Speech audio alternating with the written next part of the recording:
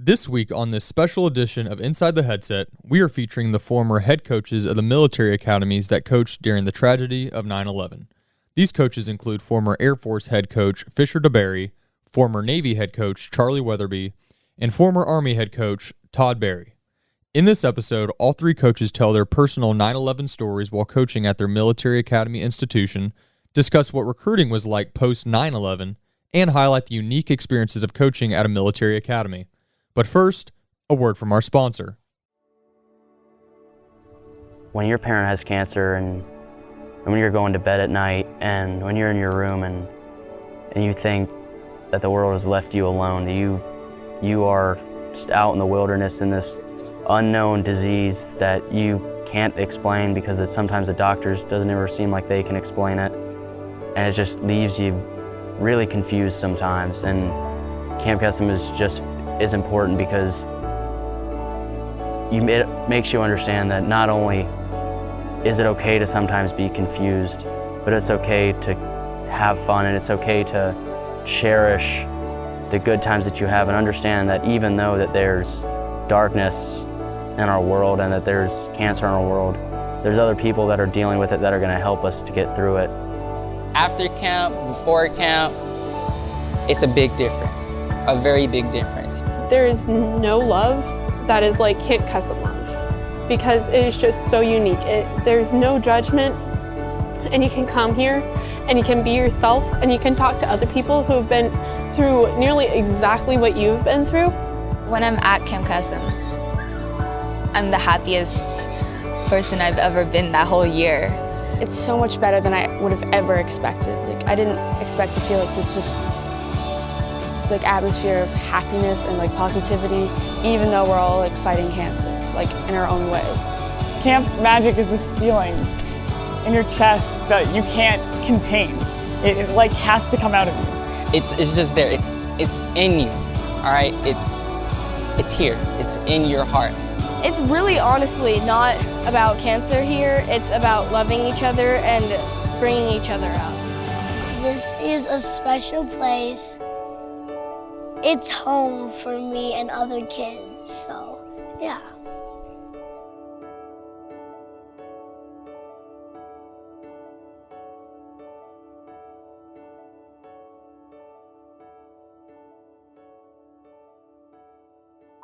Well, today is an honor and a privilege to be sitting in this chair.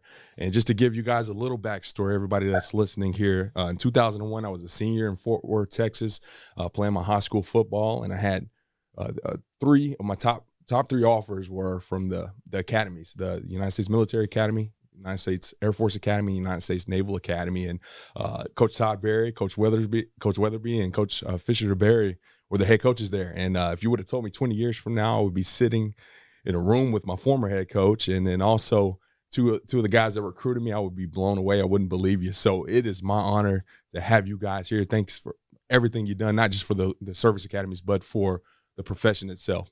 How are you guys doing today? Fine. Thank you, Mario. Appreciate what you're doing, my friend.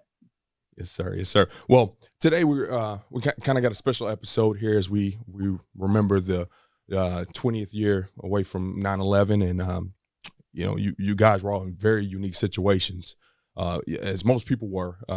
It was just a little different for you guys. I just kind of wanted to start off with Coach Berry here, because I've heard some of the stories here before. We've always heard, hey, where were you on 9/11? We've heard that before, but talk a little bit about the proximity to those Twin Towers, the hysteria that was going on that campus at that point in time. Yeah, I think it's one of those moments that for everyone that was of age at that point in time, they can all, everyone can identify with where they were at that moment.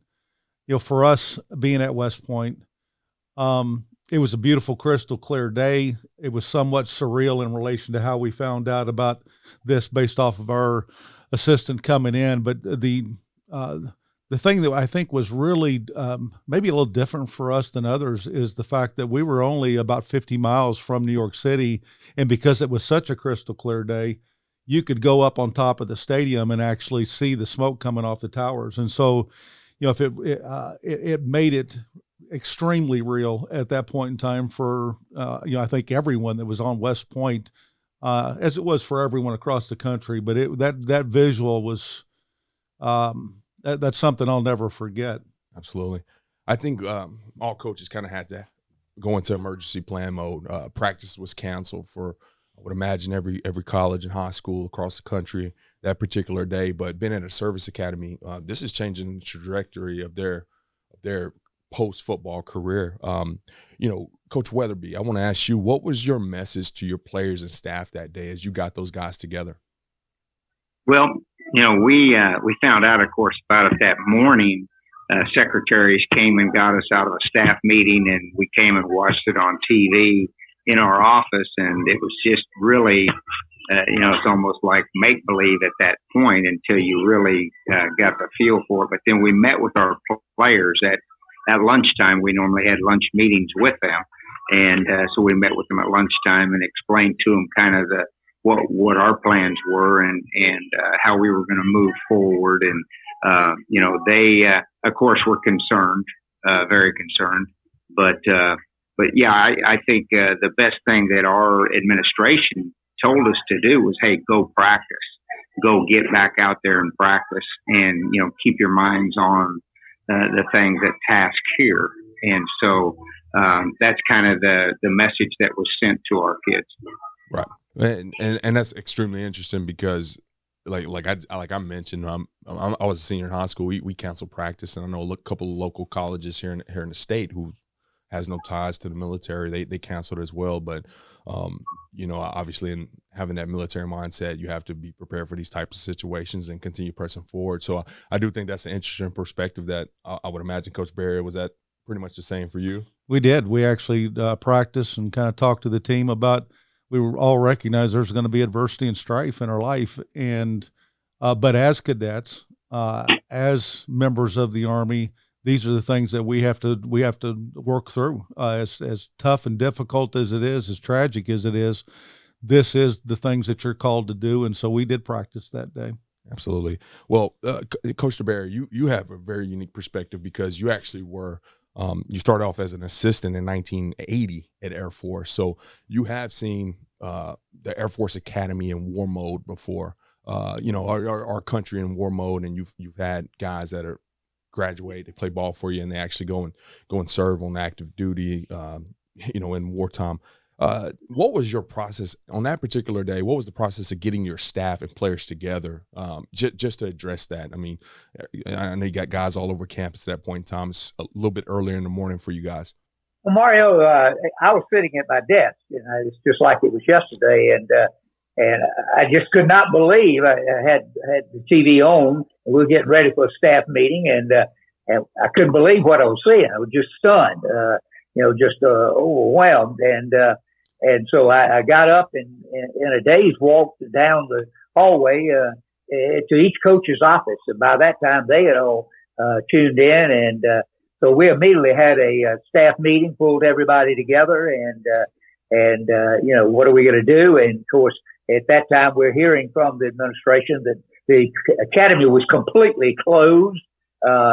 Players either were in class or they were in their rooms and were to stay there and until further notice. And of course, like Charlie was saying, we were able to get with our kids at lunchtime and then get them down for practice in the afternoon. But the attitude was certainly the same.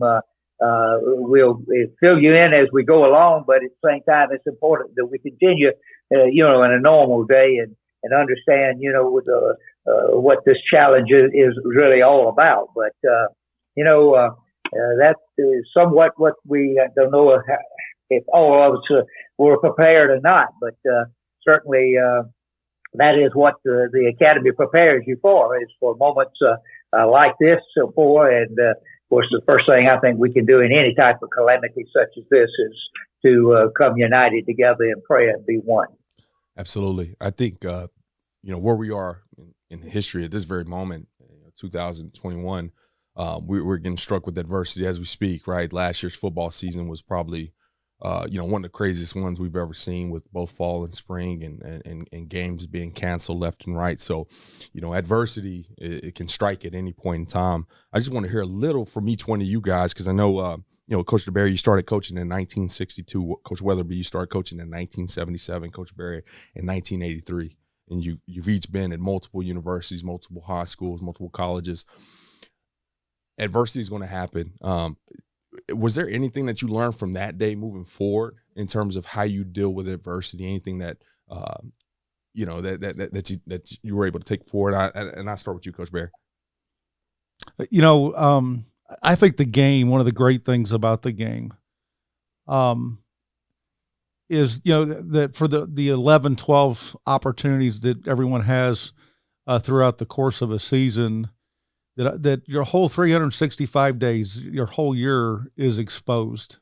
And there's something wonderful, I think, for both the athlete, for the coach in that exposure moment, because, there's going to be great successes. There's going to be great failures, that those ups and downs in terms of adversity. And I think it's one of the wonderful things that the game teaches. I'll be honest with you, Mario, I don't know. I think that certainly I had a different perspective on adversity after 9/11 and after that whole season than what I had before, to be honest. But there was no game plan for this, and especially being at an academy where these young people's lives were going to be changed post. That for most of the young people out there, that was not going to happen. And then we certainly had players that had parents at the Pentagon, had one set of parents that were in the Twin Towers, and trying to deal with the grief that was a part of some of the members of the team at that point in time for something that was outside of kind of the norm, a parent passing or a car wreck or something along those lines. And so I think I certainly grew from it. I think the game's great about teaching adversity, but quite honestly, that was such a unique situation. I don't know that it transitions as well into all the other things that, another set of circumstances. Coach DeBerry, how have you dealt with adverse situations around your team? Not necessarily 9/11, but just other situations that arise as a head coach.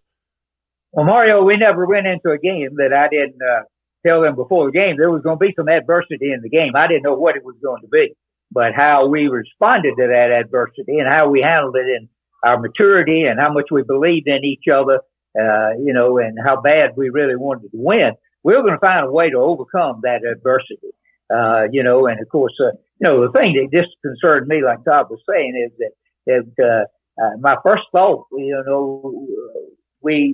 been at the academy a good while, and we had a lot of guys that were out there flying. A lot of those guys were in the administrative positions. We had some people in the Pentagon, and I was very, very concerned about them and about their families and what was transpiring there. But I think, for something like this, I don't know how you could be prepared for it. Right. But again, the inner self helps you if you prepared in a way for any adversity. And I think that was the best ally we had at that particular time. But couldn't wait to get our players down there for practice in the afternoon. It was solemn, but at the same time, they knew that we had a game coming up, didn't know what exactly the situation was going to be as far as that weekend's game, but we later found that out. But we tried to be as close to normal as we can. Right. But again, how you handle adversity is how you prepare. Absolutely. And I just kind of want to bounce that question to you, Coach Weatherbie. Just, around 15 years of head coaching experiences at multiple universities, just, what was your kind of go-to in regards to dealing with adversity? Well, adversity always, to me, has been an opportunity to pull closer together. And I felt that from our team. I felt that from our country. During that time, I felt like we were closer as a family than we ever were at that time. Adversity does one or two things to you. It makes you turn and run, or it makes you pull together. And our guys, as you know, Mario, and Coach Berry and Coach DeBerry, our guys are not those guys that are going to run. They're going to pull together, and they're going to pull up by the bootstraps, and it's going to make them tougher. It's going to make them better at having gone through adversity. So we looked at it in a positive way, as positive as you possibly could, an opportunity to grow. Absolutely. Well, I appreciate you guys chipping in on that because ultimately as a coach, a head coach, position coach, you're going to deal with adversity amongst your family, amongst your staff, amongst your players, and just the ability to deal with that and like Coach DeBerry said, keep things as close to normal and keep pushing forward. I think you're able to survive and continue to be a great coach and have a great impact on this profession. Now I want to transition a little bit. I want to talk about post 9/11, right? After things settled and things kind of return back to that normalcy at the other 110 Division I institutions, they were able to go back to recruiting and getting kids on campus. And 9/11 probably is not coming up, right? But for the 3 service academies, there's some interesting conversations that you're having regarding parents asking questions, about an impeding war, things like that. So, Coach Weatherbie, I would love to ask you, how did you discuss the inevitable war, not only with your players on your current staff, but the guys that are coming in on official visits, the guys that are interested in the Naval Academy?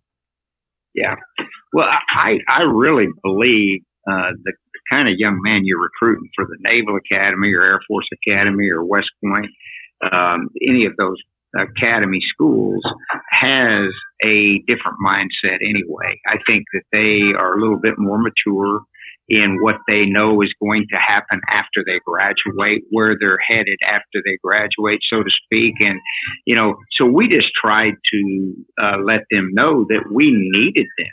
We needed their leadership. We tried to put as positive spin on it as possible. Right.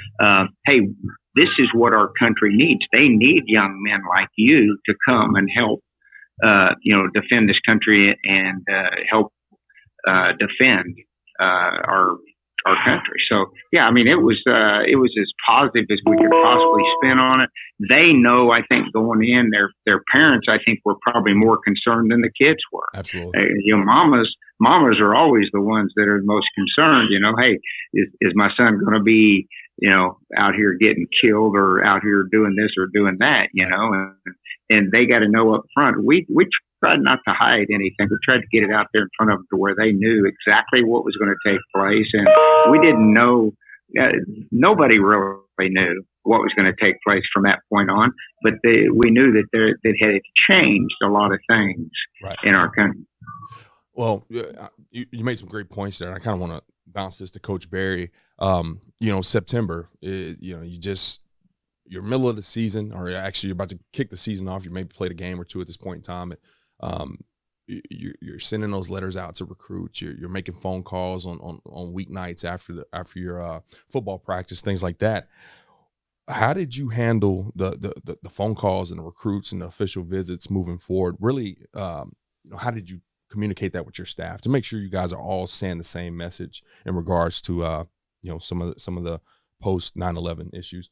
Well, Mario, you work for me, so you kind of already know the answer to this, because I was big on kind of what Charlie said. The duty, honor, and country, all of the things that the academies are about is about about integrity and sincerity and truth.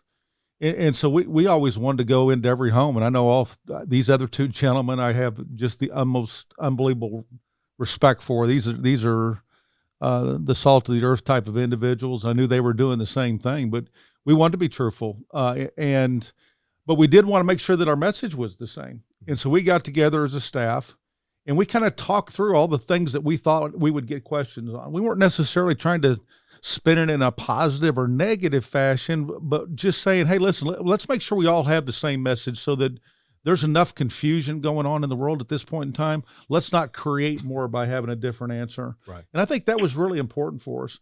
But to Charlie's point too, I got to West Point the year before 9/11, so I went through one recruiting cycle, and I remember going in the homes, and I was taken aback a little bit by how much the parents at that point in time said, hey, this is the best opportunity in the world, leadership, free education, the best education in the world. And it was the young people that were like, I'm not really sure if I'm ready for a commitment, something along those lines. And after 9/11, it was just extraordinary how that flipped, where the young person was, hey, I'm a patriot. I want to help my country. I want to do these things. And as Charlie mentioned, it was the parents all of a sudden that you were having to sell on the fact that, they were, when's the first time my son going to get shot at? And so it was really an interesting dynamic and seeing that thing just completely reverse. Absolutely. Well, we talked a little bit about recruiting, and I kind of want to interject here on my personal story here. I actually had the opportunity in December to go and visit West Point before I decided to commit and sign with you guys, and it was a very interesting visit, to say the least, as we approached the gates of West Point on post there, and it was a very intense, about 20 minutes of military police searching the vehicle, asking for identification. And like I said, it was very intense post 9/11. Just reverse back a couple months, I actually took a trip up to Colorado Springs to see the Air Force campus, and it was almost like we just drove right in. and it changed so much at that point in time, and rightfully so. I just wanted to ask Coach DeBerry, how did you navigate some of the restrictions around just getting on and off campus, getting kids that want to just come in and do a unofficial visit, see the campus, meet the coaches, things like that? How did you handle that? Well, Mario, in response to your previous question, I wanted every player that I talked with, every home I went into, for them to understand that they were specially endowed young people and very blessed to be in the family situation they were in. They were given some unbelievable talents by God, and and what they do with that talent is their gift back, but also is their opportunity. And so we wanted to have as normal a visit as they could anywhere else, but we wanted them to understand exactly what the military commitment is all about. They're going to get one of the most challenging, best educations in America. Will open a lot of doors, whether they stay in the military as a career or whether they get out in the corporate business world. They're going to have the world by the horn, so to speak. But at the same time, I mean, you want to be realistic, I think, with them, and what they do with this opportunity is again left up to them. So it was a challenge, getting on and off the campus because they locked everything up, and rightly so, because we had a lot invested in these young men, their careers, their lives, their talents, and so they were going to do everything they could. The academy, and I'm sure the other two academies likewise, spent millions of dollars completely encasing with an unbelievably fence around all of the academy. And so it's today difficult to get on and off of the academy because we're protecting our investment and protecting the young people that we feel responsible to. But it wasn't easy, but we wanted everything to be as normal as possible, and we wanted them to know that they could have a great football experience, but they would have an even better experience, academically, and then most importantly, feel good about themselves because they were committing to giving back, and serving. Absolutely. I think what's really interesting hearing all of your responses, just not just to this, but to each of these questions, is it just gives you perspective, all of our coaches, that regardless of where you are, we're all dealing kind of with our own issues on our campuses, and it's just awesome that you guys were able to take one of the biggest catastrophes in our country, certainly at that point in time, and be positive. Like I said, continue to move forward with it. Now let's talk about the Commander-in-Chief trophy, okay? Not necessarily about the trophy and who won or lost games, but more about the uniqueness of that football game. Coach, I know Coach Berry, I know you've been at Appalachian State and Wofford, and Coach Weatherbie, I know you've been at Wyoming, Utah State, ULM, and Coach Berry at ULM, East Carolina, Illinois State. You've kind of been all around the place, all around the country, and at any of these places, you never at the end of the game walked to the other sideline and sung their alma mater and held hands and celebrated with the team that you just beat or just lost to, right? And I always thought that was a really surreal moment, just being that cadets, being brothers in arms, and some of these very historic rivalries. And I just think that's super special. Now, going through that in the previous years was obviously routine. I know 9/11 Army-Navy game, Coach. I just wanted to reflect on your just your experience, not only of that game, but at the end of the game. Been side by side with the Naval Academy. Just some of those experiences. Yeah, I as you mentioned, Mario, and you certainly understand this better than most. There is a brotherhood amongst the academies. And while the competition is fierce on the field during the game, afterwards, there is always a bonding. And I'm sure these gentlemen will echo the same thing. Those were special, special moments when you had a chance, win or lose, to go over to the other side and stand with that group, because you knew exactly what they were, who they were, and kind of what they were about just by having gone to the academies. But that year in particular, it was different. There was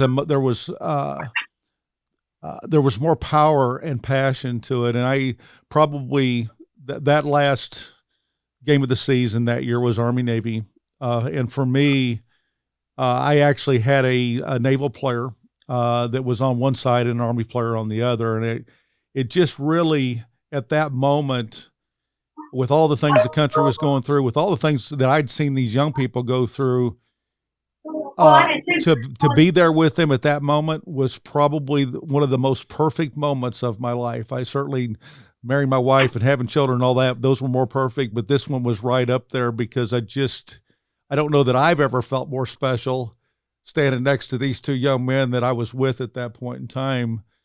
And regardless of which alma mater was playing, the fact that I was on that stage with these great young people, again, one of the more significant moments for me in my lifetime. Absolutely. And Coach DeBerry, you had the opportunity to, play in a bunch of the Air Force, Navy, Air Force, Army games. What was different after 9/11 for you? Well, they were all very, very special games, and we all can recall certain things that happened in each game that, have made an impact on the game. But when I became the head coach at the Air Force Academy, as I surmised things, we had been playing schedule and played some really good teams, but there wasn't any question in my mind that the most important number one goal in our football program was to each year try to beat Army and Navy. And we had Notre Dame and Washington, some people like that on the schedule that were big games, but there was no game. And I wanted our players to feel that way. And I expected a little bit of an extra effort on their part. But, when that game was over with and putting all your heart, soul, and mind in preparation for that game, and whether it's positive that you won or negative that you lost, you still at the end realize that there's a sense of accomplishment because we're all on the same team one day. And I think that's what just makes it so much so special, and I made it a point at the end of every game, if I could, to congratulate as many particular ones that had beaten us, to congratulate them on such a good game and something that they did real well in the game, because I wanted them to know that there was camaraderie. It wasn't I hate the word hatred, because that's not a place for that in football. But the point is that we had so much respect for the other two service academies in the same way that we had respect for our own academy. Absolutely. And Coach Weatherbie, just before we kind of shut the podcast down here, I do want to ask you. You have one super unique perspective that these other guys actually don't. You spent time at Air Force. You had 5 years at Air Force as an assistant, and then you became the head coach at Navy. What was it like to be on the other side of that line? You don't see too much of that crossover in regards to the academies. Yeah, that was unique. It was fun. It's a great experience. I look back on it, and Coach Mario, you can attest to this, but as a senior at the academy is a special, special time. I mean, last time you're going to get to play the opponent, whether it be if you're at Navy, play Army, or if you're at Navy, play Air Force, or in any other way. And so to win and the opportunity to win that game and to go out with a win and have that taste that you can take out into the service branch with you is a positive. And then I always felt for the team that didn't win that game, because that was the last opportunity that team, that senior class, had a chance to play that opponent. Right. But then I also looked at it this way. I looked at it as they're going to be on the same team when they all graduate. They're going to be on the United States Armed Forces team together. And that is, I've seen so much crossover between some of the young men that I have coached that are now working together, that are maybe from Air Force and Army, or Navy and Air Force, or vice versa. It might be out flying. It might be in a lot of different areas throughout our country, but they really have great respect for one another. And I believe that they they love one another, even though they're like brothers. You know how you used to be if you had a brother. My brother was older than me, and he'd whoop up on me, but man, I couldn't wait till the time I could whoop up on him. That's you know. right. But then at the end of it, we loved one another, and there's a great, great love, I believe, among the brothers at all the academies. Absolutely. Well, Coach, all three of you, I just want to say once again, it's absolutely surreal for me to have the opportunity to sit here and talk to three guys that were impactful in my football trajectory. And I know our listeners appreciate, the sound advice of how to address adversity and just living in your shoes, especially in such a unique place like the service academies. Thank you guys, not only for what you did at the service academies, but at the other institutions. I know you guys are all out. I know you probably still got that itch every Saturday in the fall, but we certainly miss having you guys in the game and appreciate everything that you've done, for our students. Yeah, gentlemen, I want to add that too. I said during this podcast, and I have such an opportunity in the role that I'm in now to meet so many coaches, and we certainly have all been influenced by coaches in our lives whether they were the head coaches or assistants or so on. But you are two of the finest gentlemen that I've had the great pleasure of being around and experiencing, and very much appreciate our relationships over the years. And so thank you guys for being on the podcast. We're all kind of retired. And as Mario said, I mean, every Saturday I'm still in a fetal position in the corner of my house, but the game never leaves you. And thank you for giving to the game that I know that you guys both love too. Being with you guys, I have so much respect. I just want Fisher to know how much he's influenced my life, not only as a coach, but as a father and as a husband, and all that he did for me as a young coach when I coached for him. Amazing legacy he left with me, and I'm trying to leave it for those behind me. So just to appreciate him and his wife and what they've done for this profession and what they've done for my family personally. Thank you, Charlie. Thank you. Thank you so much, coaches. Look forward to seeing you guys, hopefully down at the convention this year in San Antonio. And best of luck to you moving forward. And you're always welcome in the offices around here if you're ever this way. Well, this is why we have academies, and let's pray for all three to have great years and be able to stay healthy. And I know they'll represent us in the outstanding way that an academy is supposed to do so. There's a lot more responsibility, and this is why we have academies, and that's why this opportunity is so important for kids to learn, about the academies, and it's an awesome responsibility. It was a blessing for us all three, I know, to have the opportunity to be at one of the academies. Thanks for listening to this week's episode of Inside the Headset. If you heard anything on this episode that you would like to learn more information about, head over to afcapodcast.com, where you can find every episode and all of the corresponding show notes. While you're there, take a second to rate, review, and subscribe to the podcast. If you have any questions, comments, or suggestions for the show, please let us know by sending an email to podcast@afca.com. Make sure to follow the podcast on Twitter at Inside the Headset and tag it when you share each episode. You can stay up to date with all things AFCA by following the @WeAreAFCA Twitter account. Every episode of Inside the Headset can also be found on your favorite audio streaming platforms such as Spotify, Apple Podcasts, and YouTube. If you are not currently a member of the AFCA, be sure to find us online at afca.com and apply to join over 10,000 NFL, college, and high school coaches from around the country who are striving to be the best they can be. With an AFCA membership, you gain invaluable access to the annual AFCA convention, the bi-monthly magazine, and the new and improved digital library, which contains thousands of videos and articles contributed by hundreds of current and former football coaches. You can also visit afcainsider.com to sign up for our free weekly email newsletter on the right-hand side of the screen. It comes out every Tuesday at lunch and is filled with great articles and stories written by many of the same coaches you hear on the podcast. It's geared to help you become a better coach tomorrow than you are today. Be sure to connect with me on Twitter at Coach Mario Price, and remember, the AFCA is not just an annual convention. It is an association that continually promotes education, guidance, and networking. But it is also so much more than that. The AFCA is about celebrating the past and educating the future.